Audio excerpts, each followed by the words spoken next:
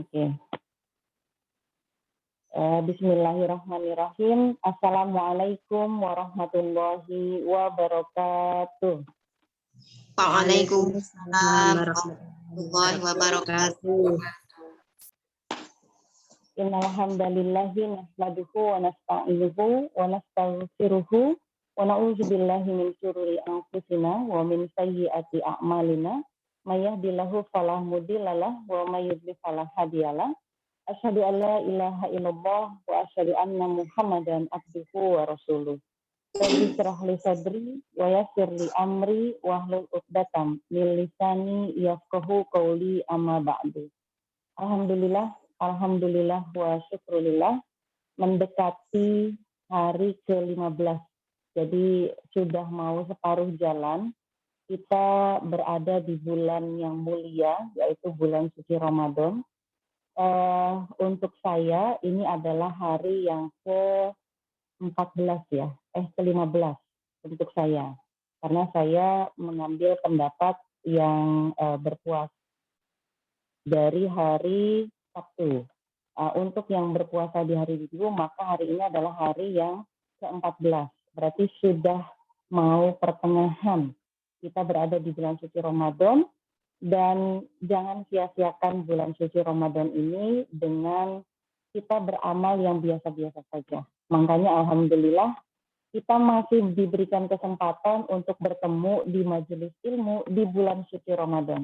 Yang mana ketika kita berkumpul di bulan suci Ramadan ini, pahalanya itu bukan hanya dikalikan 1, tapi pahala amal soleh kewajiban yang dilakukan di bulan suci Ramadan itu dikali 700 lipat.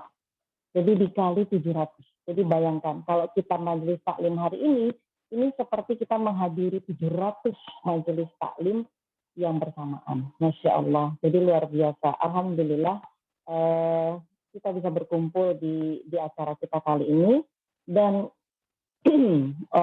mohon maaf semuanya karena di akhir pertemuan kemarin itu acara ULC yang terakhir, yang offline, saya tidak bisa hadir karena kondisi kesehatan, dan alhamdulillah berkat doa dari saudara-saudara sahabat surga di sini, sahabat dalam dakwah di MTR Madiun, alhamdulillah sekarang kondisi saya sudah jauh lebih baik. Sudah nggak ada meriang-meriang, nggak ada demam-demam, dan alhamdulillah bisa melaksanakan puasa dengan baik sampai ke hari ke-15 hari ini. Mudah-mudahan semuanya juga dalam keadaan baik. Kalaupun ada keadaan yang agak kurang sehat, semoga itu tidak sampai menghalangi kita dalam beramal soleh dan melaksanakan ibadah puasa di bulan suci Ramadan kali ini. Baiklah, sahabat-sahabat di MTR yang saya doakan semuanya, segera Allah berikan kelapangan untuk terbebas dari hutang-hutang riba, dan juga semoga Allah membantu kesulitan-kesulitan kita yang kita temui, yang kita hadapi sepanjang usaha kita itu untuk melaksanakan ketaatan secara istiqomah kepada Allah Subhanahu wa Ta'ala. Untuk menambah semangat dalam beramal soleh, kali ini saya akan mengangkat satu tema, yaitu tentang peran wanita dalam keluarga. Mudah-mudahan bisa di slide share, jadi alhamdulillah. Ini saya pakai perangkatnya yang agak berbeda.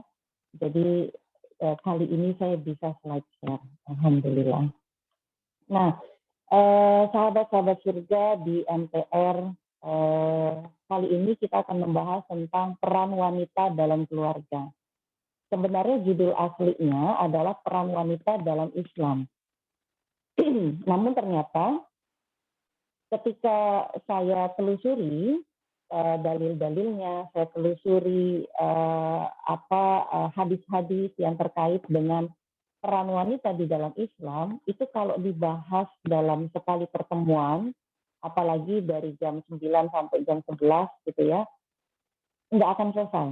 Jadi saya kecilkan pembahasannya ini adalah peran wanita dalam keluarga dulu. Mudah-mudahan nanti kita bisa bertemu lagi di dalam forum yang berbeda dengan judul yang berbeda. Karena di dalam Islam itu ternyata peran wanita memiliki banyak peran. Nah, kita akan kupas satu persatu kali ini khusus untuk peran wanita dalam keluarga. Yang pertama yang perlu dilihat adalah Quran surat Az-Zariyat dulu, ayat ke-56. Nah, di dalam ayat ini, insya Allah bisa baca bareng-bareng. Yuk, bulan Ramadan kita baca bareng-bareng. Boleh di open mic dulu semuanya. Kita mau baca bareng-bareng. Nggak ada wudhu, nggak apa-apa. Kalau ada wudhu jauh lebih baik, karena kalau ada wudhu nanti nilai pahalanya lebih banyak. Tapi kalau nggak ada wudhu, tapi kita sudah berpakaian sempurna, insya Allah boleh kita membaca ayat Al-Quran. Tapi bukan tilawah. Nah, karena kalau tilawah lain lagi syaratnya. Nah, jadi kita baca sama-sama surat Az-Zariyat ayat ke-56, dimulai dari ta'awuz ya. 1, wahid, ismain, salasa. A'udzu billahi minasyaitonir rajim. Bismillahirrahmanirrahim. Wa ma khalaqtul jinna wal insa illa liya'budun. Shadaqallahul azim. Ya Allah, jazakumullah khairan sudah ikut membaca. Semoga tiap hurufnya Allah gantikan dengan pahala yang berlipat untuk kita semua. Alhamdulillah, amin, amin ya rabbal alamin. Jadi di dalam ayat ini, dalam Quran surat Az-Zariyat ayat ke-56, Allah Subhanahu wa Ta'ala menjelaskan kepada kita bahwa Allah itu menciptakan jin dan manusia tidak ada tujuan yang lain kecuali a'budu. A'budu itu apa? A'budu itu mengabdi. A'budu itu, sebentar ya.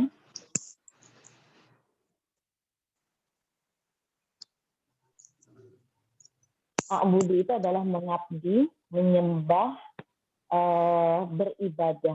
Nah, itu seperti itu. Itu ada lafaz a'budu. Jadi tidaklah kata ma, wa ma itu artinya tidak. Ma di sini bermaksud tidak, karena ada ma juga dalam arti yang lain, tapi dalam ayat ini ma di sini artinya adalah tidak. Dan tidaklah aku ciptakan. Jadi Allah itu tidak menciptakan jin dan manusia, nggak ada tujuan yang lainnya kecuali untuk melakukan ibadah atau melakukan pengabdian, penyembahan. Pengabdian itu bukan kayak kita pengabdian kepada kantor gitu ya, pengabdian kepada alma mater, bukan yang seperti itu. Tapi yang namanya mengabdi itu adalah menghamba. Jadi menjadi hamba, menjadi menyembah, menjadi seorang hamba dari Allah Subhanahu wa Ta'ala. Jadi Allah tidak menciptakan jin dan manusia selain tujuannya ini. Nah, kemudian di dalam Al-Quran juga disebutkan, nah ini saya lupa mencantumkan ayatnya ya, ayatnya yang ke-35, tapi saya lupa mencantumkan suratnya. Nah, ini ayatnya adalah menjelaskan tentang posisi baik laki-laki maupun perempuan yang beramal soleh. Nah, kita baca terjemahnya ya, karena kalau Arabnya panjang nih. Kita baca terjemahnya bareng-bareng yuk. Kita buka lagi mic-nya. Ya. 1, 2, 3, go. Itu terjemahnya. Sesungguhnya laki-laki dan perempuan yang muslim, laki-laki dan perempuan yang laki-laki dan perempuan yang tetap dalam ketaatan, laki-laki dan perempuan yang benar-benar, laki-laki dan perempuan yang bersedekah, laki-laki dan perempuan yang berpuasa, laki-laki dan perempuan yang memelihara kehormatan, laki-laki dan perempuan yang banyak melihara kehormatannya, dan Allah telah menyediakan untuk mereka perempuan yang pahala yang besar. banyak menyebut nama Allah. Allah telah menyediakan untuk mereka ampunan dan pahala yang besar. Masya Allah, tabarakallah.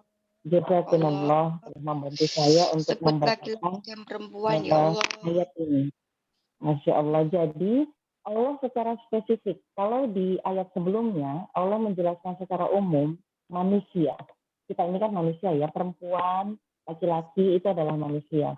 Dan Allah kemudian menegaskan kembali bahwa laki-laki dan perempuan yang muslim, yang mukmin, yang tetap dalam keadaan, yang tetap dalam ketaatannya, yang benar, yang sabar, yang khusyuk, yang bersedekah, yang berpuasa, yang memelihara kehormatannya, yang banyak menyebut nama Allah, maka semuanya, baik laki-laki maupun perempuan, Allah telah menyediakan untuk mereka ampunan, maghfirah, dan juga pahala yang besar.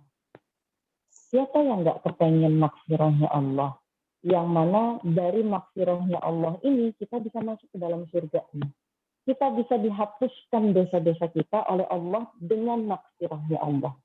Dan siapa juga yang nggak kepengen pahala yang besar? Yang mana pahala yang besar ini yang menjadi modal kita untuk bisa selamat dalam perjalanan akhirat.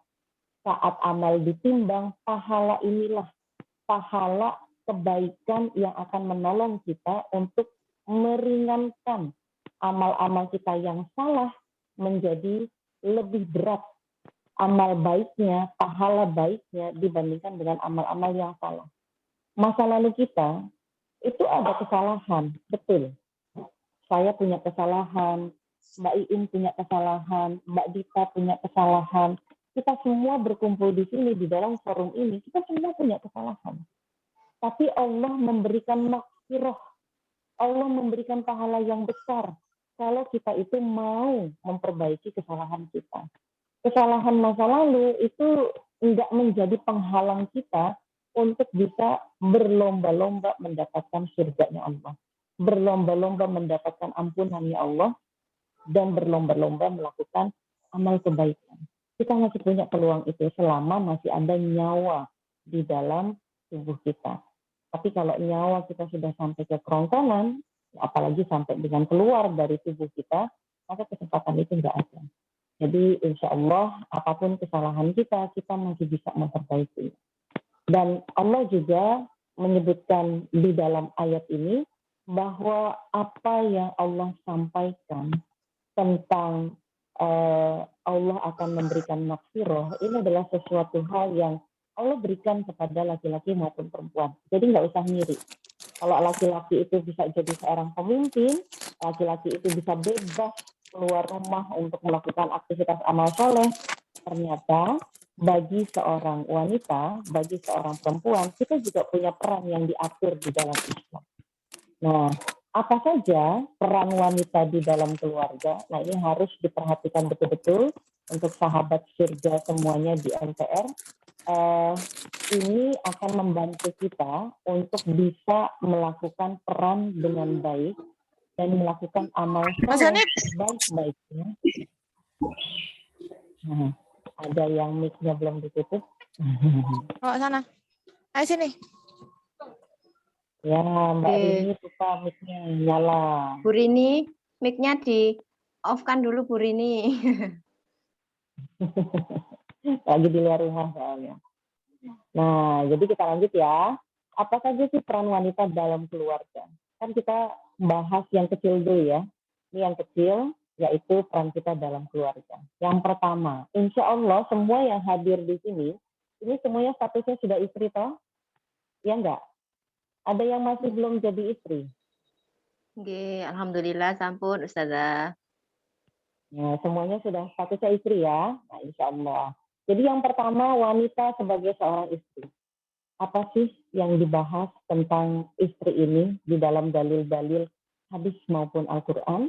Nah, tentang hal ini kita harus melihat apa yang dilakukan oleh Khadijah. Khadijah radhiyallahu anha dalam mendampingi Rasulullah sebagai seorang istri di awal kenabiannya. Ketika Rasulullah merasa ketakutan terhadap wahyu yang diberikan kepadanya, bergetar tubuhnya sampai luar biasa shaking ya, karena takut, takjub, bagaimana nggak takut gitu. Rasulullah itu ketika pertama kali menerima wahyu, suasananya itu sepi, nggak ada orang, di gunung, di atas goa, gitu, di dalam goa. Ketika Rasul keluar goa dan ketika memandang ke depan, nggak ada orang, ke kanan, ke kiri, nggak ada orang. Tapi ada yang manggil, ya Muhammad, ya Muhammad, ada yang manggil seperti itu. Kemudian ketika Rasulullah mengangkat kepalanya ke atas langit, maka tampaklah seluruh langit itu penuh dengan wajah dan tubuhnya Jibril. Jadi Jibril itu menampakkan wajah aslinya, menampakkan bentuk aslinya dengan sayap-sayapnya itu sepenuh langit. Wah, saya cerita ini sampai agak-agak merinding. Coba bayangkan, Rasul sedang bermunajat di dalam goa, tiba-tiba ada yang manggil. Ya Muhammad, kalau kita yang masih perlu dikuatkan lagi keimanannya, mungkin kita udah gemeteran, siapa panggil saya? Siapa panggil saya? Kita pikirannya mungkin udah makhluk-makhluk halus aja gitu ya. Siapa panggil saya? Karena ini tempatnya di atas gunung. Di atas gunung, nggak ada orang. Kemudian ada yang manggil, ya Muhammad, dan panggilannya itu terasa sangat dekat. Ya Muhammad, keras tapi dekat. Bukan keras tapi jauh, keras tapi dekat. Di dalam gua nggak ada. Kemudian Rasul keluar. Ketika melihat ke atas langit dan terlihatlah langit itu penuh semuanya itu dengan sayap-sayapnya Jibril, dengan wajahnya Jibril memanggil ya Muhammad. Kemudian Jibril itu turun, nah dari atas langit itu kemudian turun menghampiri Rasulullah. Kemudian setelah kejadian itu Rasulullah itu pulang ke rumah dalam keadaan keringat dingin, ketakutan yang luar biasa, dan kemudian minta diselimuti oleh Khadijah, istrinya. Dan kemudian apa yang dikatakan Khadijah ketika Nabi Muhammad itu ragu, apakah aku ini orang yang gimana ya gitu. Maksudnya kok aku bisa ketemu dengan malaikat Jibril gitu. Aku ini orang seperti apa? Kemudian Khadijah menjawab, demi Allah, Allah tidak akan menghinakanmu selama-lamanya. Karena sungguh engkau itu suka menyambung silaturahmi, menanggung kebutuhan orang yang lemah, menutup kebutuhan orang yang tidak punya, menjamu dan memuliakan tamu, dan engkau menolong setiap upaya menegakkan kebenaran.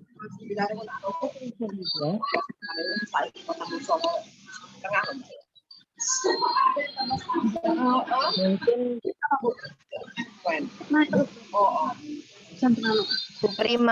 Bu Prima mau dimatikan mikrofonnya nggih?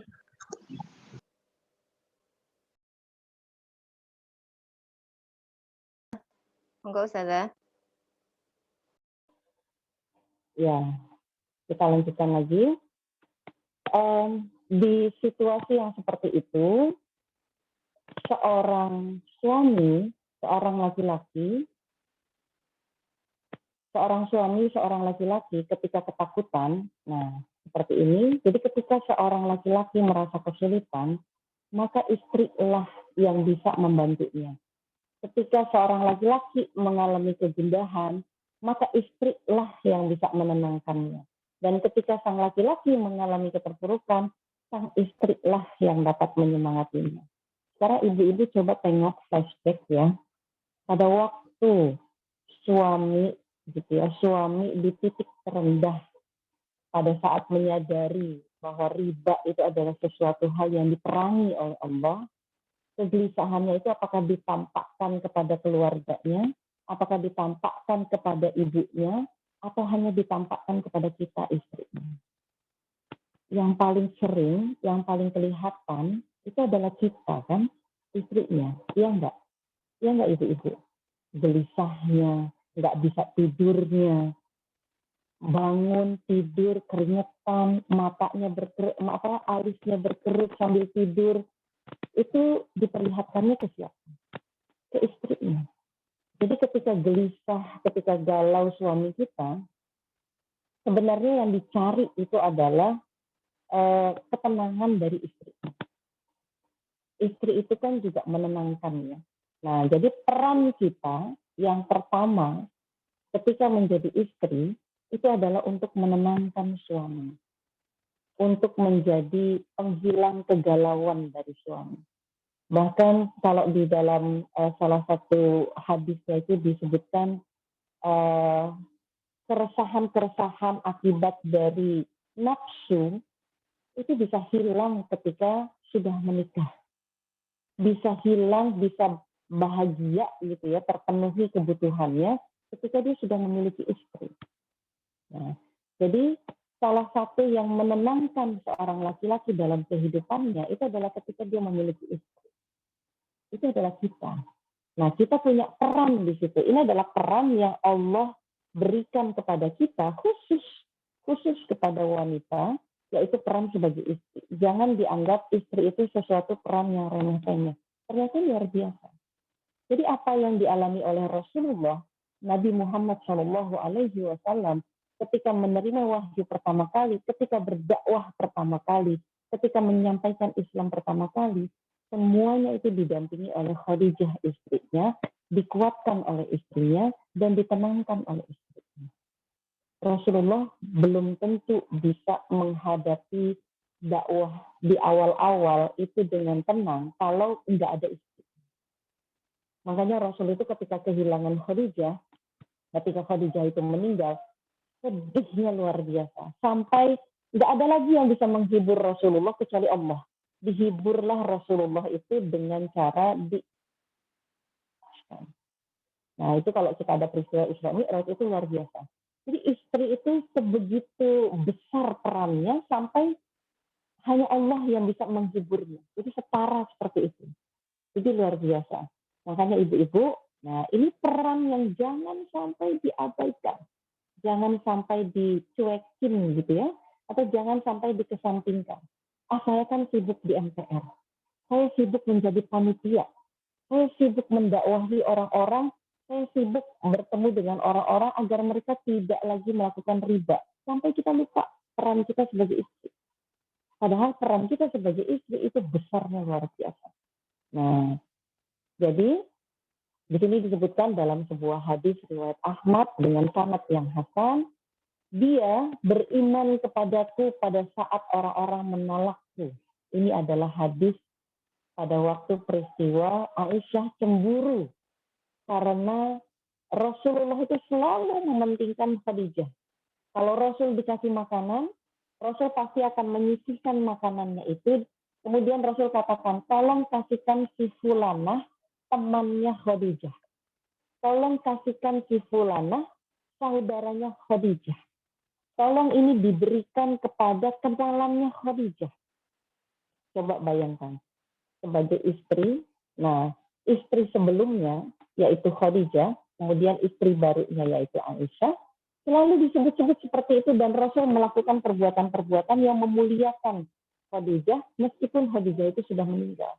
Sampai keluarlah kalimat, bukankah Allah telah menggantikan yang lebih baik, yang tua digantikan dengan yang muda, yaitu aku. Bukankah aku itu lebih baik? Kemudian Rasul itu marah, menampakkan kemarahannya, menampakkan ketidaksukaannya dengan kalimatnya Aisyah, karena itu kalimatnya nggak benar, nggak tepat dan nggak benar. Allah itu tidak pernah menggantikan. Jadi itu ditambah ya, ditambah istrinya itu ditambah, tidak digantikan. Maka kemudian Rasul itu mengeluarkan kalimat seperti ini. Khadijah itu adalah seorang istri yang dia beriman kepadaku saat orang-orang menolakku. Dia membenarkanku ketika orang-orang mendustakanku. Dia mendermakan seluruh hartanya untukku pada saat semua orang menolak untuk membantuku. Dan Allah memberiku rizki darinya berupa keturunan. Dan satu-satunya istri Nabi yang memberikan banyak keturunan itu memang hanya Khadijah. Istri-istri yang lain itu keturunannya hanya satu, hanya dua gitu ya. Tapi Khadijah ini anaknya banyak. Nah ini adalah ungkapan seorang suami yang dia betul-betul merasakan peran seorang istri itu betul-betul dijalankan oleh Khadijah. Sehingga sampai keluar pujian seperti ini. Ini adalah kalimat-kalimat pujiannya Nabi Muhammad kepada istrinya, Khadijah. Jadi bayangkan, kalau suami kita memuji di hadapan orang lain, istriku itu luar biasa. Pada saat aku terpuruk gara-gara riba, pada saat aku menggunting kartu kredit di hadapan orang-orang di acara PBE gitu ya, pada saat itu istriku ada di sebelahku. Nah, itu dia ketika suami menceritakan seperti itu, dia cerita dalam bentuk memuji istrinya. Karena pada saat dia menggunting kartu kredit itu bukan sesuatu hal yang mudah. Ya, apalagi kalau isi kartu kreditnya itu limitnya besar-besar gitu ya, apalagi banyak. Kemarin yang pas saya saksikan itu ada berapa kartu kreditnya? Ada 12. Kemudian ada yang 20. Masya Allah. Subhanallah gitu ya. Luar biasa masa lalu ketika kita tidak tahu bahwa itu adalah sebuah dosa, dan ketika kita menyadarinya, itu kan rasanya lemes ya. Dengkul aja tuh rasanya mungkin nggak bisa berdiri. Ternyata apa yang saya banggakan selama ini di hadapan Allah itu ternyata salah. Ternyata salah. Nah, disinilah peran istri sangat besar. Meskipun istrinya juga bisa jadi salah juga gitu ya, tapi dia tetap memiliki peran untuk menguatkan suaminya sebagai seorang istri. Nah, kita lanjutkan. Itu adalah gambaran tentang kecintaan Rasulullah kepada Khadijah. Dan demikianlah seharusnya bagi seorang muslimah dalam keluarganya. Tidak ada yang diinginkan bagi seorang suami, melainkan seorang istri yang dapat menerima apa adanya. Kalau di dalam sebuah sinetron ataupun kisah romansa zaman dulu, waktu masih pacaran gitu ya, ini kan jahiliyah ya, zaman-zaman belum ngaji gitu ya, zaman-zaman belum pengajian, waktu pacaran itu pasti bilang, aku mencintaimu apa adanya. Itu sebenarnya gombal ya, sebenarnya gombal yang sejatinya gombal itu yang itu gitu. Tapi kalau istri menerima suami apa adanya itu benar, ya enggak Bu? Benernya gimana? Kita kan nggak protes kenceng-kenceng ya ketika bapak-bapak itu kalau narik baju dari lemari itu seperti gempa gitu ya. Udah baju rapi-rapi disusun di lemari, kemudian suami ngambil baju langsung seret gitu. Kita cuma bisa tarik nafas. Tolong ya bajunya kalau diambil tuh jangan ditarik langsung, tapi diangkat dulu, kemudian baru ditarik biar rapih gitu. Nah, atau taruh anduk basah habis dipakai ke atas kasur. Ini kan biasanya langganan ya, langganan. Taruhnya di atas kasur, bukan di jemuran anduk. Gitu. Nah, yang seperti itu termasuk juga ketika ada melakukan kesalahan. Nah, seorang istri yang bisa menerima suami apa adanya, maksudnya apa adanya itu gimana? Suami saya ini manusia. Suami saya ini manusia, pasti ada salahnya. Dia nggak selalu benar, karena suami saya bukan malaikat. Gitu. Nah, jadi ketika seorang istri dapat menerima apa adanya, percaya dan yakin kepada suaminya, dan selalu membantunya ketika sulitnya, maka inilah peran yang seharusnya dilakukan oleh seorang wanita. Menjadi seorang istri itu bukan hal yang diwajibkan untuk wanita. Jadi,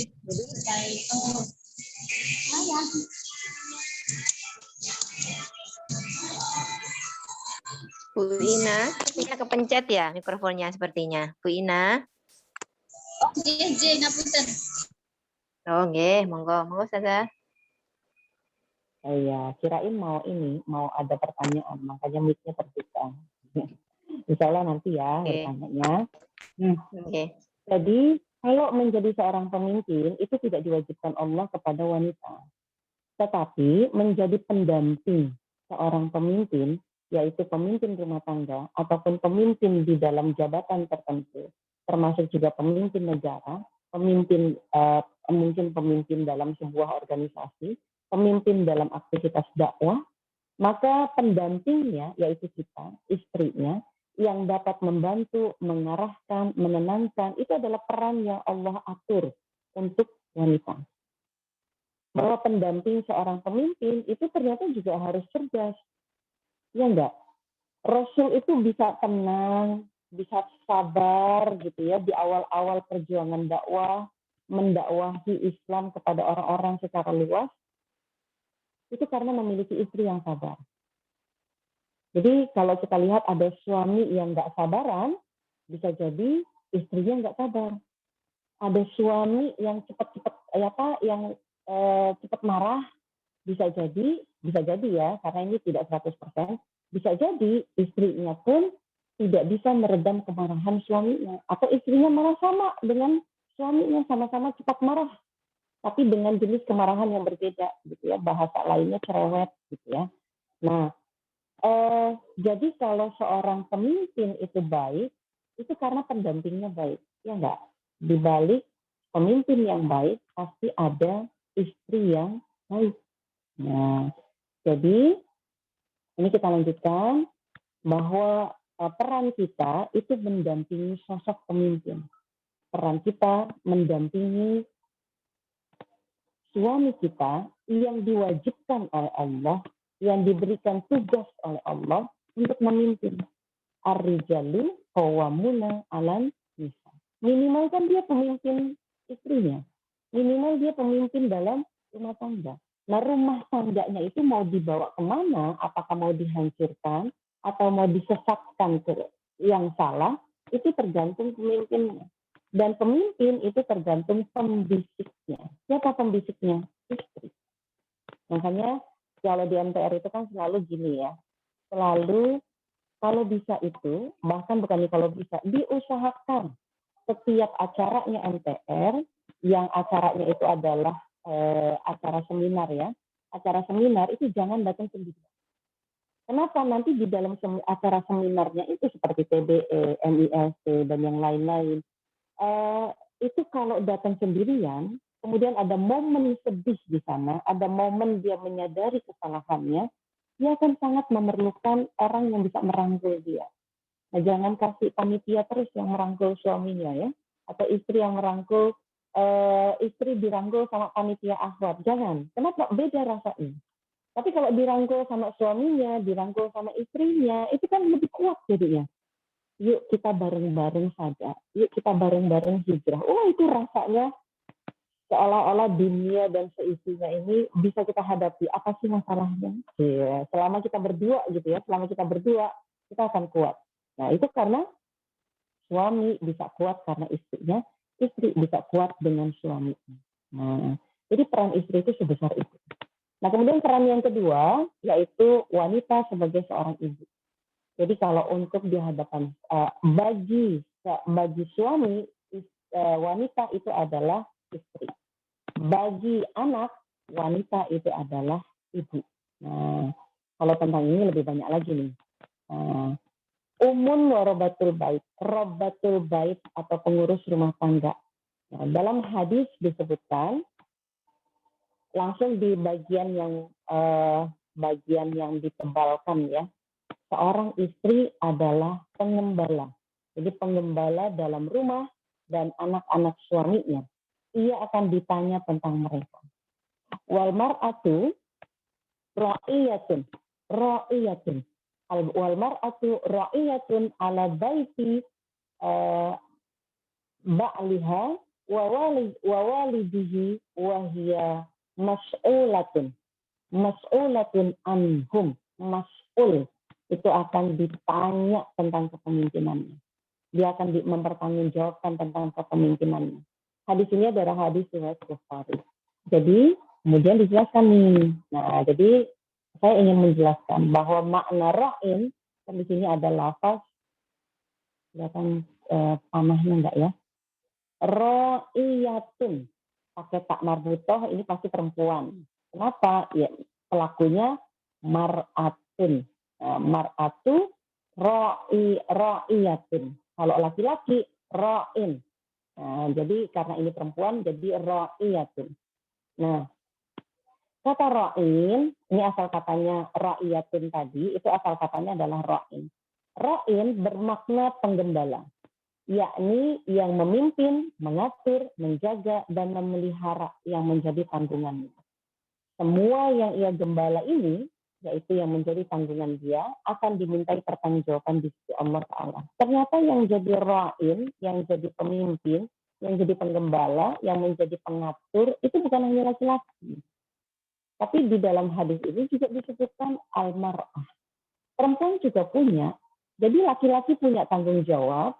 Kan kalau sebelumnya kalimatnya itu adalah kullukum, setiap dari kalian, kullukum ra'in. Setiap dari kalian itu adalah pemimpin.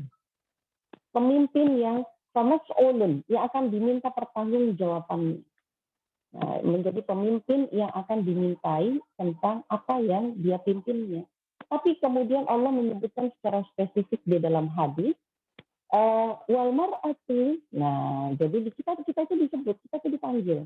Dan wanita dan seorang istri dan perempuan itu juga ra'in. Itu juga orang yang memiliki tanggung jawab. Tanggung jawabnya di mana? Di dalam rumah tangga. Di dalam rumah suaminya. Jadi di dalam rumah suaminya, apapun yang ada di dalam rumah suaminya, itu adalah tanggung jawab dirinya. Jadi ini yang peran istri dan juga sebagai seorang ibu, itu include jadi satu. Gitu, include jadi satu. Ketika dia menjadi istri, bisa jadi pada saat Allah belum memberikan amanah seorang anak kepada dirinya, maka peran istrinya itu. Ketika dia sudah diamanahi seorang anak atau beberapa anak, maka peran ibu itu juga memperkuat peran istrinya. Jadi tidak menggantikan, enggak jadi istri lagi, tapi sekarang jadi ibu. Enggak, istri sekaligus ibu. Jadi peran ini tidak peran yang satu, tidak mengalahkan peran yang nomor 2. Gitu. Jadi menguatkan peran yang nomor 2. Dari sini dapat disimpulkan bahwa peran lain bagi wanita yang telah menikah adalah sebagai pengatur rumah suaminya. Oh ternyata ubun warobatul bait itu memang diwajibkan sama Allah. Sekarang ditanya, ibu-ibu di dalam rumah, siapakah yang mempunyai banyak waktu untuk anak-anak? Coba angkat tangannya. Siapa yang lebih banyak waktu untuk anak-anak? Bapak-bapak atau ibu-ibu? Ibu-ibu. Siapa yang lebih mempunyai pengaruh terhadap anak? Bapak-bapak atau ibu-ibu? Ibu-ibu dan bapak-bapak. Ibu-ibu dan bapak-bapak. Nanti kalau pertanyaan lebih spesifik, siapa yang mempengaruhi suami dalam membuat keputusan untuk anak-anak? Nah, itu betul istri, Ustazah. Istrinya, kan pasti gitu kan ya, pasti istrinya. Nah kemudian sekarang ditanya, siapa yang paling dekat dengan anak-anak? Coba jawab bapak-bapak, bener nggak? Coba jawab, bener nggak? Buktinya apa? Buktinya nih ya, buktinya kalau kehilangan kaos kaki siapa yang dicari? Ibu. Ibu atau bapak? Ibu. Kemudian kalau kehilangan handuk, siapa yang dicari? Ibu. Kehilangan penghapus, siapa yang dicari? Mbak yang dicari. Aduh, patah hati kalau sampai mbaknya dicari. Lagi sakit, lagi sakit siapa yang dicari? Dari standarnya. Jadi kalau sampai ibunya nggak kelihatan dalam waktu sehari gitu ya, atau udah izin pergi, mama pergi dulu ya. Nah kira-kira yang tinggal di rumah itu kan bapaknya ya, bapaknya sama anak-anak. Kalimat apa yang sering ditanya? Mama pulang jam berapa, Pak? Kan gitu ya nggak? Mama pulangnya masih lama, Pak. Nah, ya nggak? Nah, jadi ketika pertanyaan ini, yang jawabannya itu adalah semuanya adalah ibu. Ya, karena itulah ibu itu memiliki peran yang sangat besar. Anak-anak yang kita lahirkan, anak-anak yang berada di dalam pengasuhan kita, ini adalah anak-anak yang nantinya dia akan menjadi pemimpin. Yang nantinya anak itu akan berdakwah di tengah-tengah masyarakat. Yang nantinya anak ini menjadi pakar ekonomi, pakar pemerintahan, pakar pendidikan, pakar yang lain-lain. Itu semuanya berawal dari anak-anak. Dan siapa yang memberikan karakter pengaruh terhadap anak-anak? Ibu. Jadi kalau anak itu baik, anak itu menjadi sosok orang dewasa yang baik, itu karena memang ada pengaruh dari ibunya.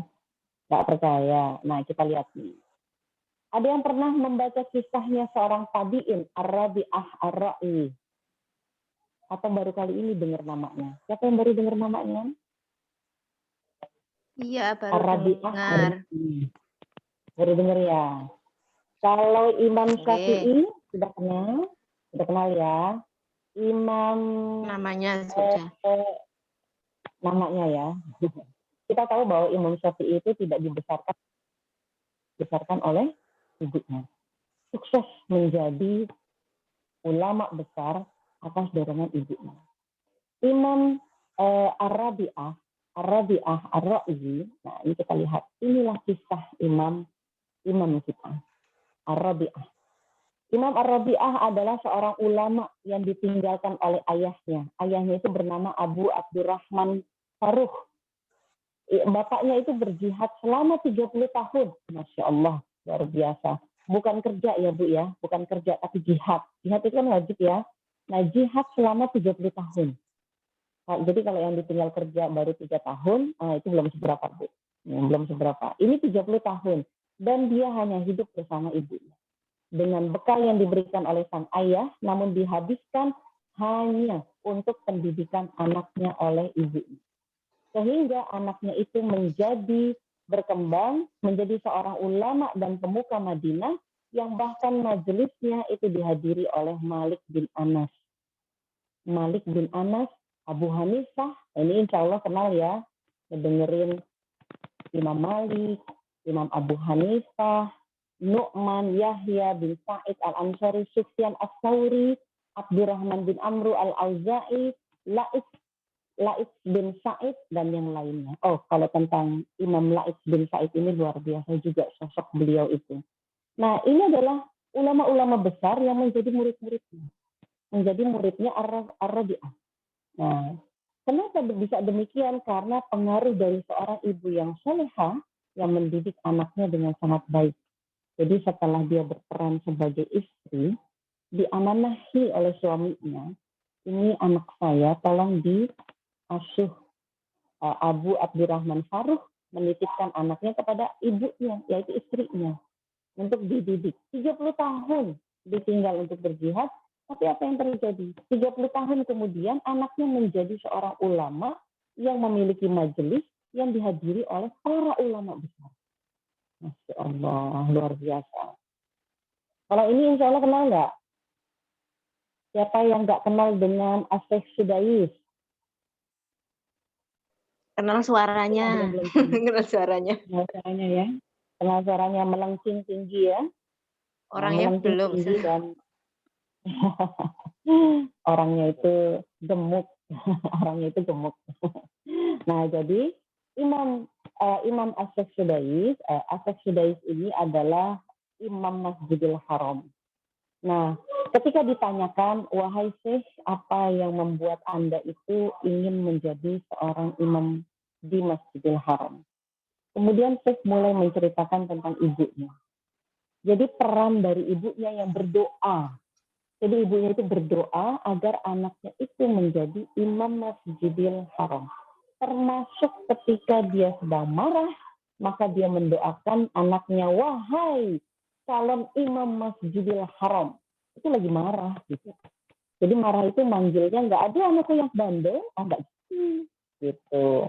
Nah, tapi manggilnya itu adalah doa. Anakku yang soleh, anakku calon imam Masjidil Haram, anakku calon pemimpin umat, anakku calon pemimpin peradaban, anakku calon panglima jihad misalkan.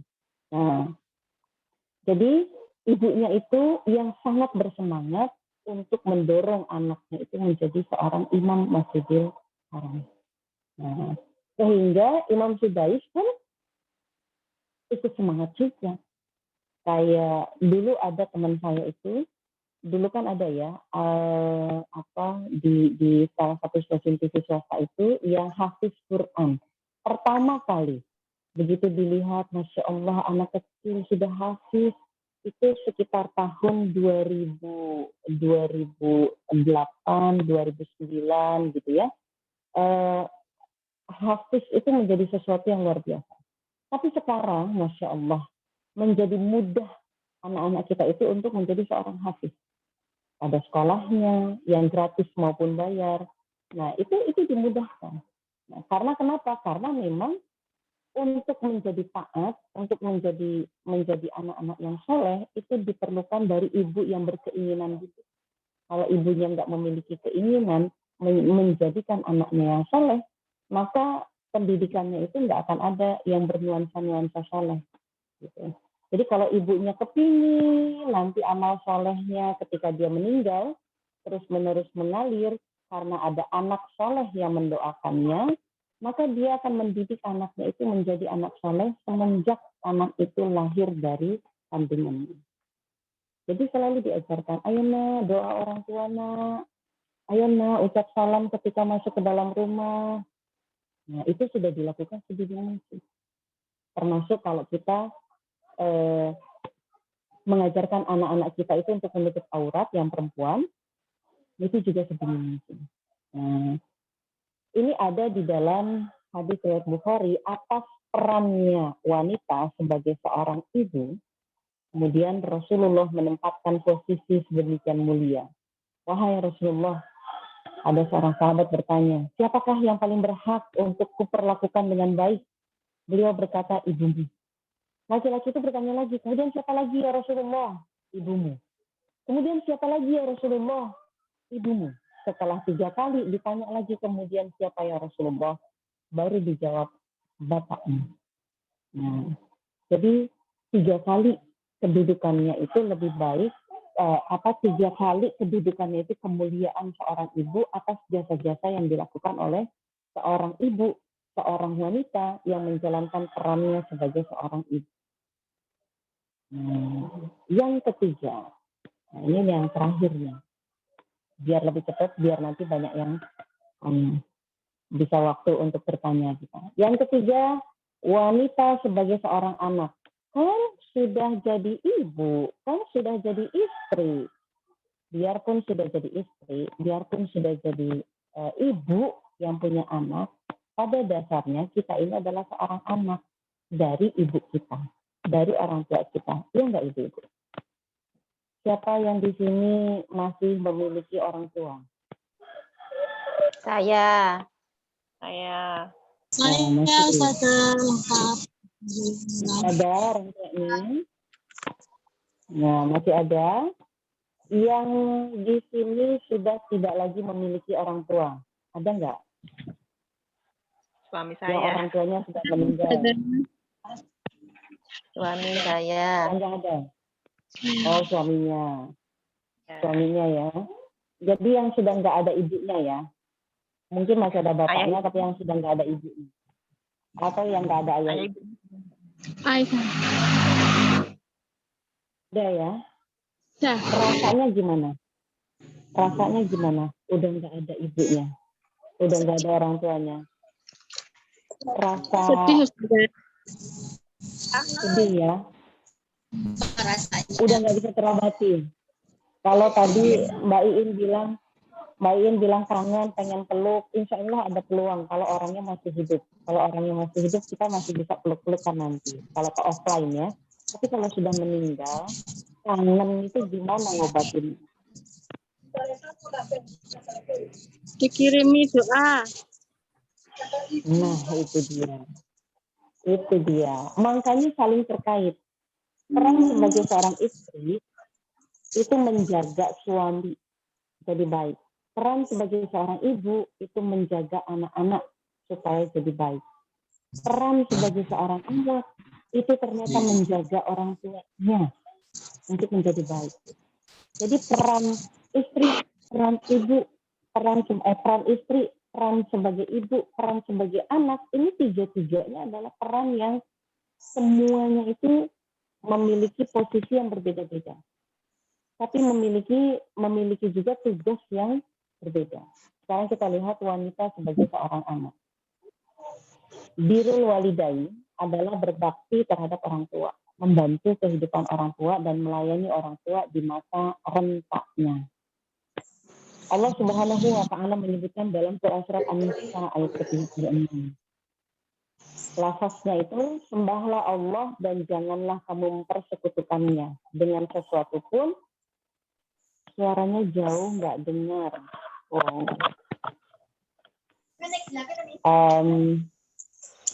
Kalau sekarang sudah cukup kedengeran atau masih agak jauh juga?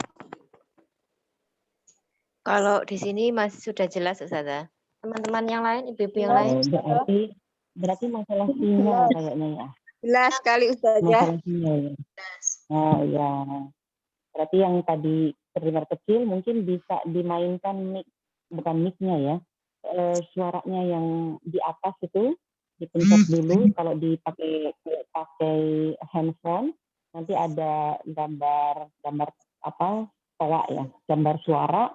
Yang itu nanti harus diklik dulu. Mungkin sebelumnya ada masuk notifikasi atau ada masuk miss call yang suara dari perangkat yang lain, ya maksudnya suara dari aplikasi yang lain itu jadi mengecil. Nah, jangan keluar, tapi dimainkan suaranya. Sentuh dulu layarnya, nanti muncul dia di atas. Nah. Oke, jadi dan berbuat baiklah kepada dua orang ibu bapak, karib kerabat, anak yatim, orang-orang miskin, tetangga yang dekat dan tetangga yang jauh, dan teman sejawat, ibnu sabil dan hamba sahayamu. Sesungguhnya Allah tidak menyukai orang-orang yang sombong dan membangga-banggakan diri. Jadi termasuk dalam kategori berbuat baiklah kepada dua orang ibu bapak, ini menjadi sesuatu yang diperintahkan oleh Allah. Kenapa? Karena ini ada celaan. Allah tidak menyukai orang-orang yang sombong dan membangga-banggakan diri. Itu kalau tidak melakukan aktivitas yang disebutkan sebelumnya, itu masuk dalam kategori orang yang sombong dan membangga-banggakan diri. Jadi orang yang sombong itu kan menolak kebenaran ya, menolak ayat-ayat Allah, itu adalah orang yang sombong. Allah memerintahkan untuk berbuat baik kepada orang tua, tapi dia nggak melakukan itu. Nah, itulah orang yang sombong. Nah, kemudian di ayat yang lain Allah katakan dalam Quran surat Al-Isra ayat yang ke-23, dan Tuhanmu telah memerintahkan agar kamu jangan menyembah selain Dia dan hendaklah berbuat baik kepada ibu bapak. Jika salah seorang di antara keduanya atau dua-duanya sampai berusia lanjut dalam pemeliharaanmu, maka sekali-kali janganlah engkau mengatakan kepada keduanya perkataan dan janganlah engkau membentak keduanya. Dan ucapkanlah kepada keduanya perkataan yang baik. Untuk ibu-ibu yang memiliki ibu yang sudah renta, yang sudah berusia lanjut, kan kita seperti menghadapi anak kecil lagi ya. Seperti menghadapi anak kecil. Kenapa? Anak kecil versi khusus ketika ada orang tua yang sudah berusia lanjut. Anak kecil versi khusus kenapa? Karena ketika orang tua punya keinginan, itu persis kayak anak kecil yang minta langsung dikabulkan.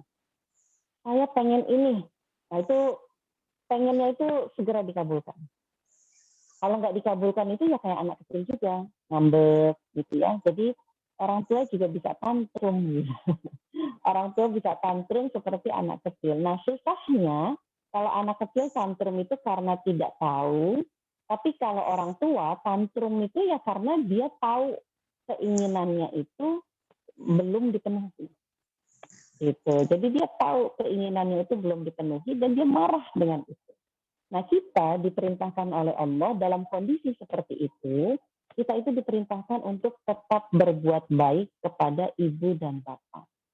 Jadi nggak boleh ikut-ikutan tantrum, ngambek gitu ya. Orang tua saya minta dipenuhi begini, terus saya nggak bisa memenuhi, terus ngambek gitu. Nggak bisa gitu. Jadi kita tetap diminta oleh Allah untuk berbuat baik, tetap sabar, tetap berbuat baik. Nah, jangan dikerasi gitu, jangan dilawan.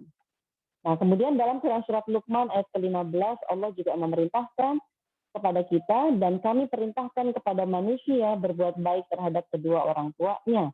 Ibunya telah mengandungnya dalam keadaan lemah yang bertambah, bahkan menyusukan pula selama kurang lebih 2 tahun, maka dari itu bersyukurlah kepadaku, kata Allah, dan kepada kedua orang tuamu. hanya kepadaku sajalah tempat kamu kembali. Kita itu ketika mau nikah, orang tua yang capek-capek berdoa untuk kita. Ketika kita cerita ada masalah keuangan gitu ya dalam rumah tangga kita, orang tua juga yang capek-capek itu jungkir balik di sajadah gitu ya untuk mendoakan kita. Bahkan bisa jadi orang tua kita juga yang keliling-keliling ke saudara-saudaranya untuk membantu kita gitu. Nah, itu dilakukan oleh orang tua ketika dari kecil kita sampai dengan usia kita sudah memiliki anak sekalipun. Kita itu tetap anak di mata orang tua kita. Jadi ketika kita memperlakukan anak kita, peran kita sebagai ibu tadi mengurusi anak-anak kita, demikian juga ibu kita, demikian juga orang tua kita kepada kita. Sama-sama ngurusin kita seperti pada waktu kita itu masih kecil. Jadi urusi kamu perlunya apa, kamu kebutuhannya apa. Nah, atas perbuatan baiknya orang tua seperti itu, maka Allah perintahkan kepada kita untuk berbuat baik. Nah, sekarang pertanyaannya gini, kita bisa nggak menjalankan 3 peran ini sekaligus? Peran menjadi seorang istri yang baik, peran menjadi ibu yang baik, peran menjadi anak yang baik. Nah, ini gimana caranya? Kalau saya mau dakwah, kadang saya nggak jadi anak yang baik karena saya ninggalin ibu saya. Kalau saya lagi aktivitas misi atau mau menghadiri majelis ilmu, kadang saya nggak jadi ibu yang baik bagi anak saya. Saya nggak siapkan makanan atau saya mungkin meninggalkan mereka di rumah gitu. Ketika saya beraktivitas bersama jamaah perempuan, apakah itu mengisi pengajian, menghadiri majelis taklim, atau menghadiri acara-acara yang khusus untuk perempuan, maka kita tidak bisa kita meminta kepada suami kita untuk menghandle dulu anak-anak kita. Nah, ini kan kadang ada protes ya, ada protes dari suami, atau ada protes dari anak-anak, atau bahkan ada protes dari orang tua kita, karena kita tidak menjalankan peran itu secara baik. Ada kalanya gini, bisa jadi kita itu saking semangat ya, kadang kita suka lupa. Kita saking semangatnya dalam aktivitas di aktivitas dakwah, di MTR ya, memerangi riba. Dalam aktivitas memerangi riba, kadang kita kelewat semangat sampai melupakan haknya anak-anak, sampai melupakan haknya orang tua kita, sampai melupakan haknya suami, yaitu diabaikan, nggak diurusin gitu ya. Nah, ini menjadi sesuatu yang mungkin bagi kita berat ya, menjalani sebagai istri yang baik, menjalani sebagai ibu yang baik, dan juga menjalani peran sebagai anak yang baik. Gitu. Berat. Kenapa? Kalau saya ngikutin suami saya, nanti keinginan orang tua saya nggak bisa diikuti. Kalau saya ikuti keinginan orang tua saya, keinginan anak saya nggak bisa diikuti. Nah, ternyata standar kita bisa mampu melakukan peran yang Allah perintahkan itu bukan dengan menggunakan standar kepuasan dari manusia. Jadi bukan kepuasan suami, kepuasan anak, kepuasan orang tua yang dijadikan standar Anda itu sudah baik atau belum. Kita itu sudah berhasil melaksanakan peran kita menjadi seorang istri, anak, ataupun sebagai ibu, itu tidak diukur dari orang yang diurusinya. Tapi ukurannya dari mana? Dari pihak yang memerintahkan kewajiban atas peran tersebut. Jadi standarnya itu bukan dari orang yang kita layani, tapi dari astagfirullahaladzim, bukan pihak yang kita layani, bukan pihak yang kita urusi. Standar bahwa peran kita ini sudah dilaksanakan dengan baik. Tapi standarnya itu adalah dari pihak yang memerintahkan kita. Kayak gini, kita diminta untuk hadir di dalam majelis ini. Diundang sama panitia. Ayo datang ke acara ULC ULC Nisa, insya Allah hari Sabtu jam 9. Terus ibu-ibu datang semuanya nih. Ibu-ibu datang, rame-rame datang. Maka kemudian ada peraturan yang ditetapkan oleh panitia, yaitu apa? Salah satu peraturannya, tolong mic-nya dimatikan. Nah kan gitu ya, tolong mic-nya dimatikan, tolong kameranya dihidupkan supaya kelihatan, dan kalau ditanya silahkan menjawab. Kan seperti itu. Maka yang harusnya diikuti itu adalah pihak yang mengajak kita, pihak yang memerintahkan kita untuk hadir di acara forum ini. Gitu, bukan pihak yang ikut hadir. Bukan pihak yang ikut hadir, misalkan. Ini kan yang hadir ada Mbak Iin, ada Mbak Dita, ada Mbak Lina, ada Mbak yang lain-lain, Mbak apa? Saya harus nyentuh dulu. Ada Mbak Dian gitu ya. Nah, ada Mbak Rini. Nah, bukan mereka yang harus kita ikuti. Kata Mbak Rini, nanti pertanyaannya silakan ditulis ya. Kata Mbak Dian, nanti kalau ada yang mau bertanya, silakan langsung buka mic-nya. Kata Mbak Iin, tolong nanti kalau yang bertanya, silakan raise hand dulu. Yang mau diikutin yang mana? Panitianya siapa? Nah, jadi kalau kita ikuti apa penjelasan dari peserta yang sama-sama dalam forum ini, maka kita nggak akan bisa ngikutin semuanya karena semuanya beda-beda. Tapi kalau panitia itu kan satu. Jadi panitia yang mengatur acara ini, kepada dialah kita itu mengikuti aturannya. Panitia menetapkan pertanyaan hanya boleh lewat chat. Oh ya sudah, berarti yang raisen itu akan diabaikan oleh panitia. Jadi yang hanya Mohon izin, Ustazah. saja yang akan direspon, ya. Waktunya. Ngapunten, Ustazah. Waktu 10 menit lagi nggak, Ustazah? Oh iya. Iya, ini sedikit lagi. Ngapunten 15 menit lah, boleh nggih, 15 menit. Jadi ada bonus ya, 5 menit. Oke. Baik. Jadi kemampuan atau ukuran standar sukses atau tidaknya kita bisa menjalankan peran sebagai istri, sebagai anak, sebagai ibu, itu tidak diambil standarnya itu dari pihak yang kita urusi, tapi diambil dari pihak yang memerintahkan kita untuk menjalani peran. Jadi dipahami ya, ibu-ibu ya, berarti standarnya itu adalah dari Allah Subhanahu wa Ta'ala. Jadi kalau suami memerintahkan untuk melakukan kemaksiatan, sudah nggak usah ikut MTR. Saya mau ambil riba, kamu ikut saja. Nah, yang seperti itu adalah kemaksiatan. Maka kata Allah, nggak boleh diam saja. Nggak boleh diam saja. Peran istri dimainkan. Nasihati suami, ingatkan suami.